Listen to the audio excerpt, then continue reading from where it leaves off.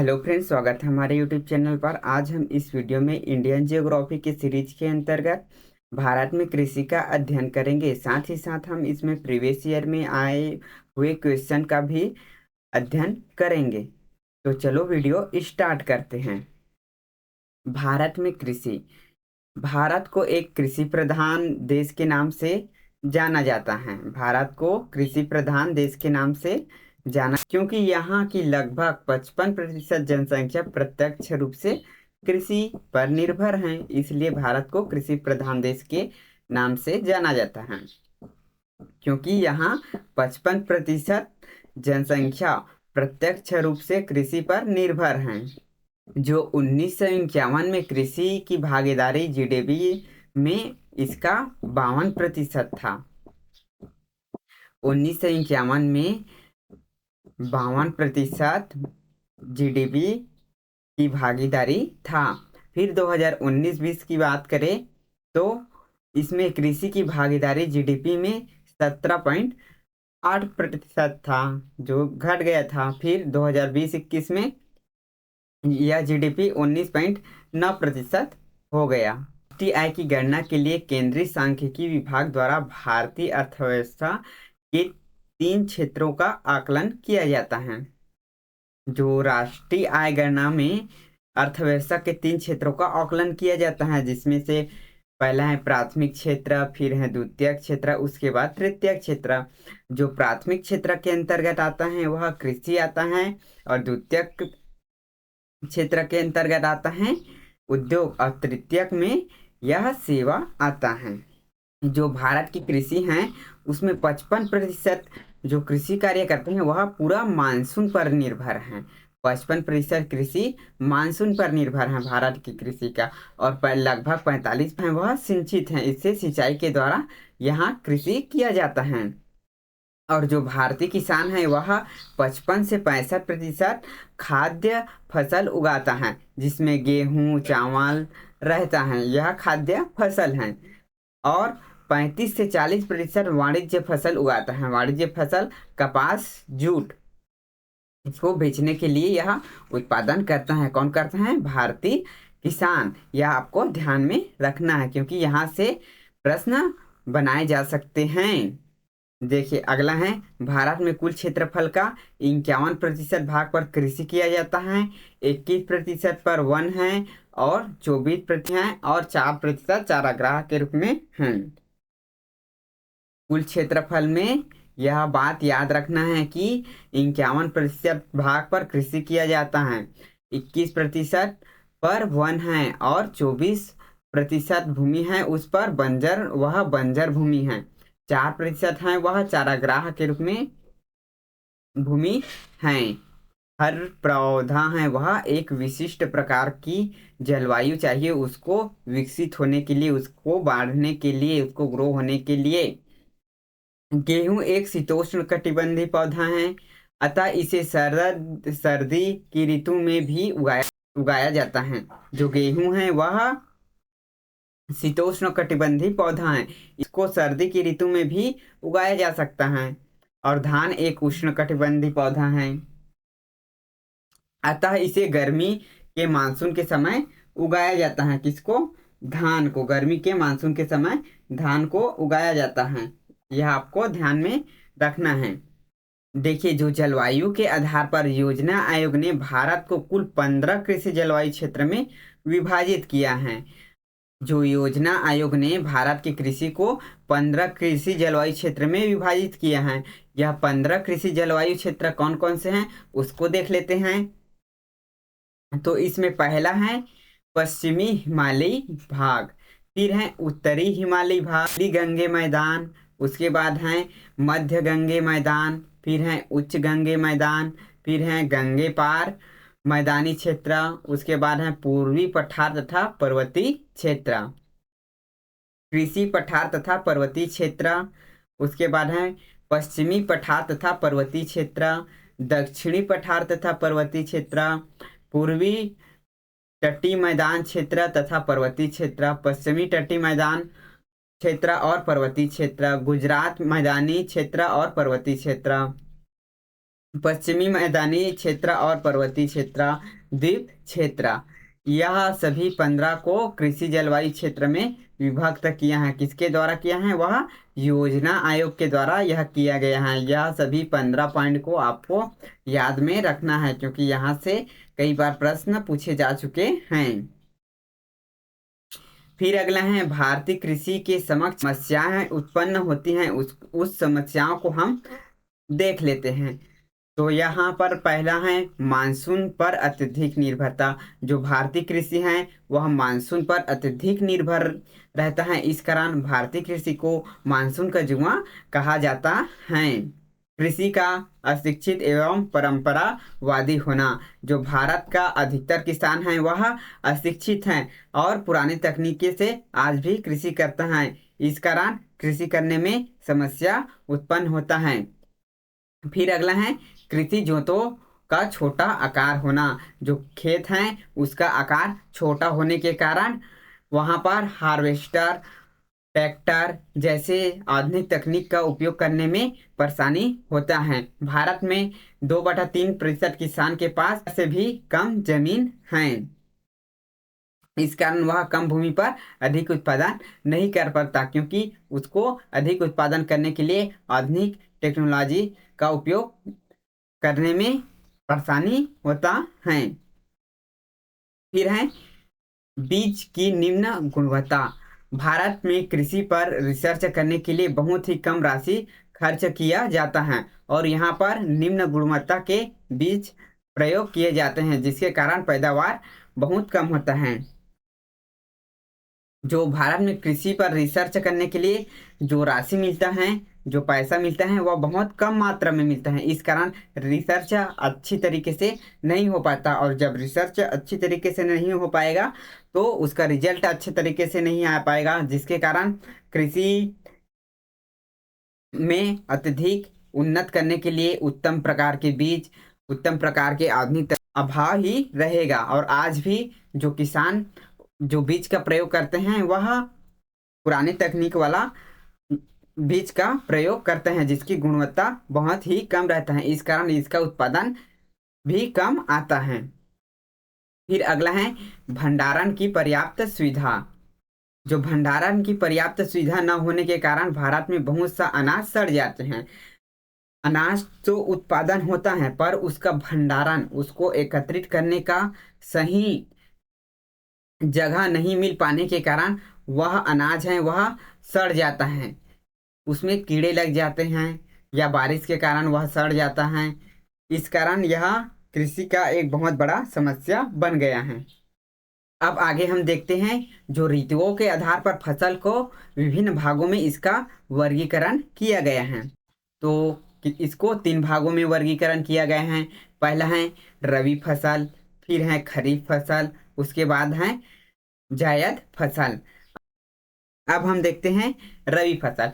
जो रबी फसल की बुवाई है वह अक्टूबर से नवंबर में किया जाता है और इसकी कटाई है वह मार्च से अप्रैल में किया जाता है। अक्टूबर से नवंबर में बुवाई कर मार्च अप्रैल में इसका कटाई किया जाता है। किसका? रबी फसल। रबी फसल शीत ऋतु की प्रमुख फसल है।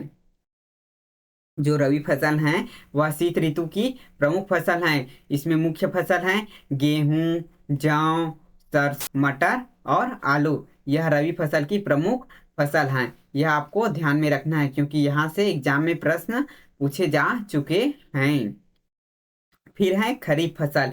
जो खरीफ फसल है उसकी बुआई है वह जून जुलाई में इसका बुआई किया जाता है, और इसका कटाई की बात करें तो यह नवंबर और दिसंबर में इसका कटाई किया जाता है। किसका? खरीफ फसल का। खरीफ फसल मुख्य रूप से मानसून ऋतु पर खरीफ फसल मुख्य रूप से मानसून ऋतु की फसल है। जो खरीफ फसल है वह मानसून ऋतु की फसल है। यह फसल है वह पूर्णतः मानसून पर निर्भर रहता है। इसमें जो फसल है वह प्रमुख फसल है धान, बाजरा, कपास, जूट, गन्ना, मक्का, उड़द। यह सभी फसल हैं खरीफ फसल, जो कि पूर्णतः मानसून पर निर्भर रहता है। इसमें रखना है। फिर तीसरे नंबर पर है जायद फसल। जायद फसल की बुआई है वह मार्च में किया जाता है और इसकी कटाई है वह जून में कर दिया जाता है। इस जायद फसल रबी तथा खरीफ फसल के बीच के सूखे मौसम में उगाई जाती हैं। जो जायद फसल है वह रबी फसल और खरीफ फसल के बीच के सूखे मौसम में उगाई जाने वाली यह फसल है। जैसे कि तरबूज, खरबूजा, ककड़ी, खीरा, यह जायद फसल में आता है। इसको बेचने के लिए उगाया जाता है। जायद फसल में इन सभी को आपको ध्यान में रखना है। फिर अब हम कृषि के प्रकार को देखेंगे कि कृषि कितने प्रकार के होते हैं। तो पहला है फसल चक्र में भूमि के किसी भाग को योजनाबद्ध रूप से बदल बदल कर फसल प्राप्त करना फसल चक्र कहलाता है। इसमें मिट्टी की उर्वरकता बढ़ती है। जब कृषि भूमि पर योजनाबद्ध तरीके से योजनाओं के माध्यम से फसल को बदल बदल कर बोने से उसका उत्पादन है वह अत्यधिक होता है और मिट्टी में उर्वरक है वह फसल को बदल बदल कर बोने से मिट्टी का उर्वरक है वह बना रहता है। इसको फसल चक्र कृषि कहते हैं।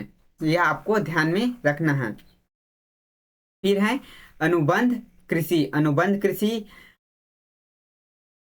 कॉन्टेक्स्ट फार्मिंग कृषि करने की एक ऐसी प्रक्रिया है जिसमें किसान और कॉन्ट्रैक्टर के बीच एक कॉन्ट्रैक्ट साइन होता है। कॉन्ट्रैक्ट फार्मिंग में कॉन्ट्रैक्टर किसान की जमीन का उपयोग फसल की पूर्व निर्धारित कीमत पर अपने अनुसार खेती करने के लिए करता है। देखिए, जो अनुबंध कृषि उसमें ऐसे होता है कॉन्ट्रैक्टर और किसान के बीच सौदा होता है जिसमें कॉन्ट्रैक्टर किसान को बोलता है कि आप ये फसल डालिए और ये दवाई का उपयोग कीजिए। उसके बाद हम आपके जो फसल है उसको हम इतने रेट में खरीदेंगे। यानी कि किसान और जो व्यापारी हैं उसके बीच पहले से डील होता है और व्यापारी के अनुसार ही वह किसान है वह कृषि कार्य करता है। ऑर्गेनिक कृषि उसे कहे जाते हैं जो खेती बिना किसी रासायनिक खाद कीटनाशक के बिना की जाती हैं, जिसमें सिर्फ जैविक खाद का उपयोग किया जाता है। ऑर्गेनिक कृषि उस कृषि को कहेंगे जिसमें ना ही कीटनाशक का उपयोग किया जाता है ना ही किसी प्रकार के रासायनिक पदार्थ का उपयोग किया जाता है। यह कृषि जैविक खाद का उपयोग किया जाता है। तो जैविक खाद जैसे कि गोबर खाद का इसमें उपयोग किया जाता है। इसको ऑर्गेनिक कृषि या कार्बनिक कृषि कहा जाता है।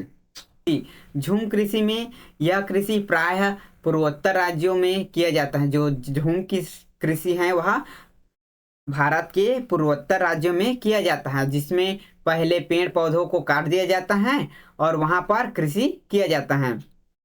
झूम कृषि में पेड़ पौधे को पहले काट दिया जाता है फिर उस स्थान पर कृषि किया जाता है और जब यहाँ की मिट्टी में उर्वरकता खत्म हो जाती है तब आगे पेड़ पौधों को काटकर उस पर कृषि किया जाता है। इसलिए इस कृषि को स्थानांतरित कृषि भी कहते हैं।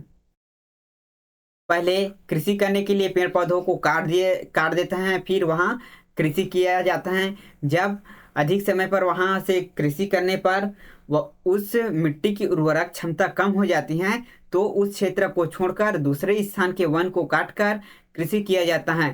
फिर है अगला है सीढ़ी नुमा कृषि। सीढ़ीदार खेत पर्वतीय या पहाड़ी प्रदेश में ढलवा भूमि पर कृषि के उद्देश्य से विकसित क्षेत्र को कहते हैं।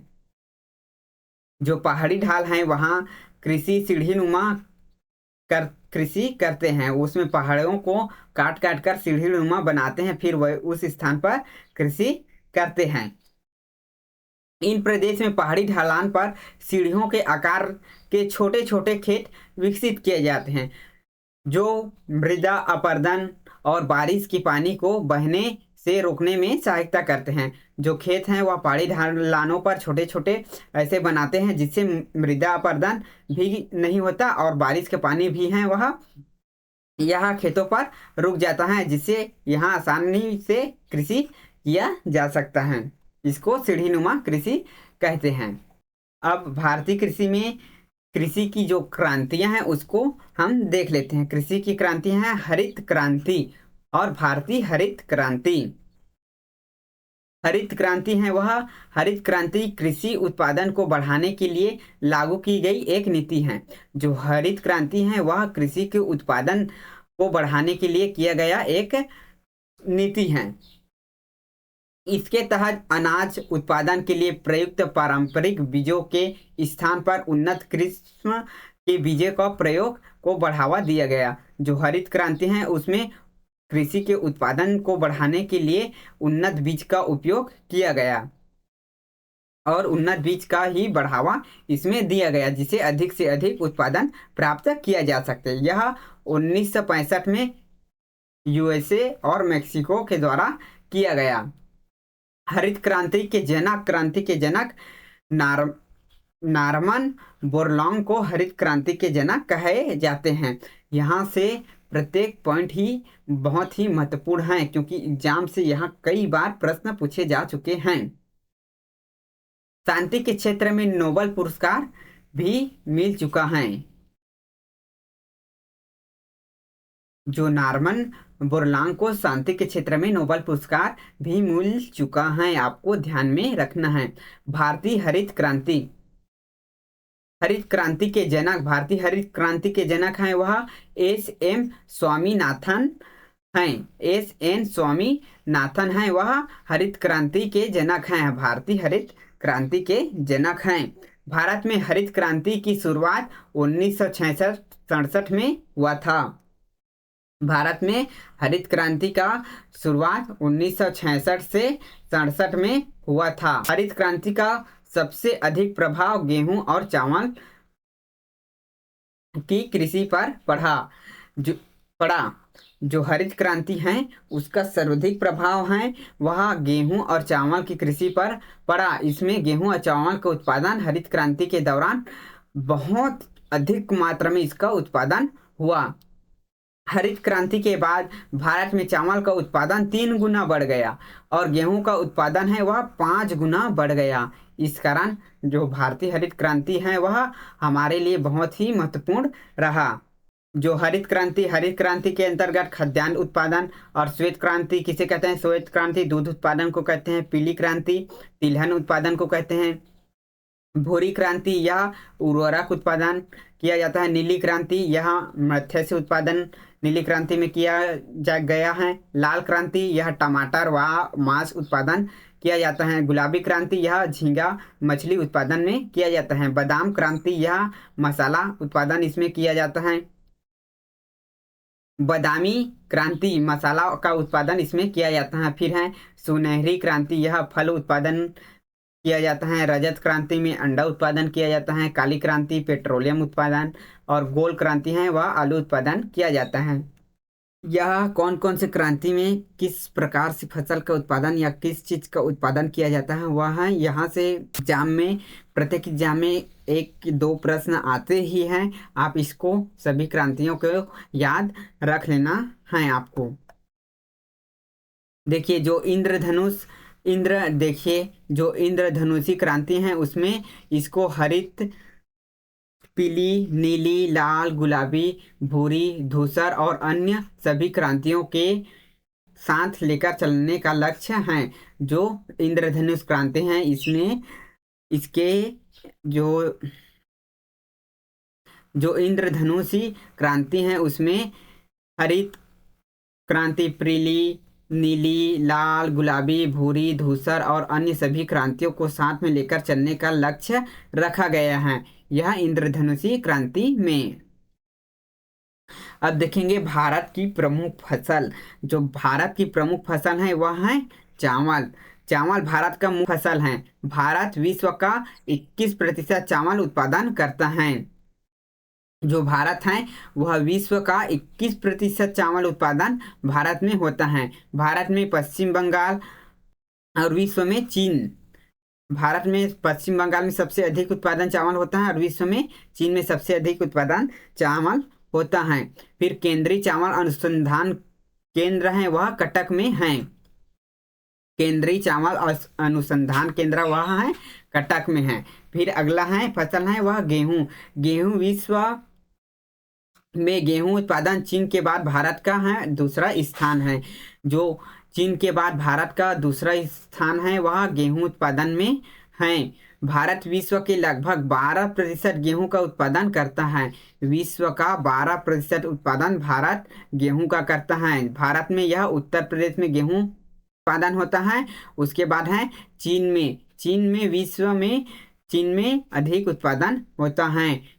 जो गेहूं उत्पादन में प्रति हेक्टेयर में अधिक उत्पादन की बात करें तो पंजाब में प्रति हेक्टेयर गेहूं उत्पादन अत्यधिक मात्रा में होता है। भारत की प्रमुख फसलें हैं। उत्तर प्रदेश का पहला स्थान गेहूं, गन्ना, आलू, मसूर। उत्तर प्रदेश का पहला स्थान है। इसमें गेहूं, गन्ना और आलू यहाँ अधिक मात्रा में उत्पादन किया जाता है। राजस्थान का पहला स्थान है बाजरा और सरसों। यहाँ राजस्थान में अधिक मात्रा में किया जाता है।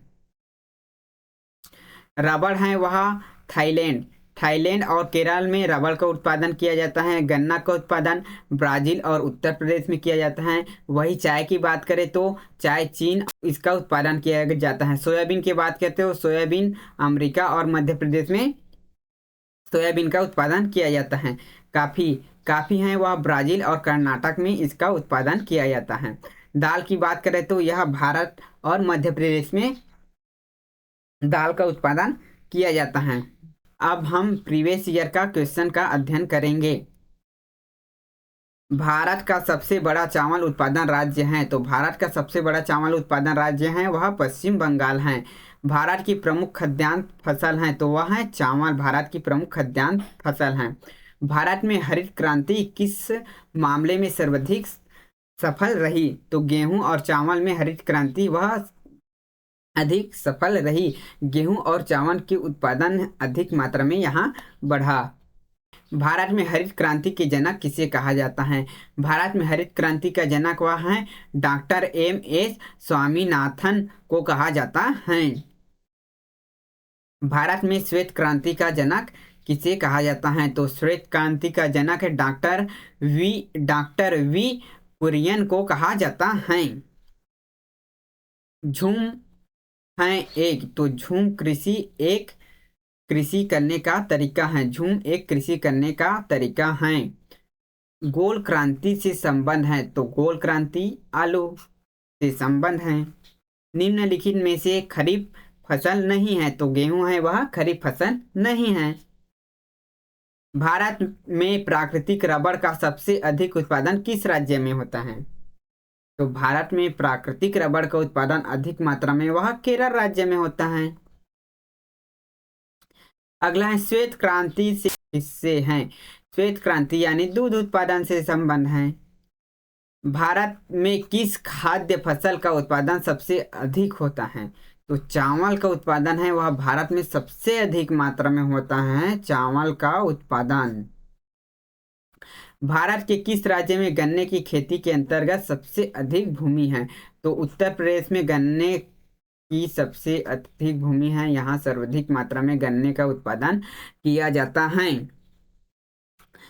यहाँ हमने भारतीय कृषि के बारे में डिटेल में अध्ययन किया, साथ ही साथ प्रीवियस ईयर के क्वेश्चन का भी अध्ययन किया है। यदि आपको वीडियो पसंद आए तो लाइक शेयर कमेंट करें या ना करें, पर अपने दोस्तों के साथ शेयर जरूर करें क्योंकि यह टॉपिक प्रत्येक एग्जाम के लिए बहुत ही महत्वपूर्ण है।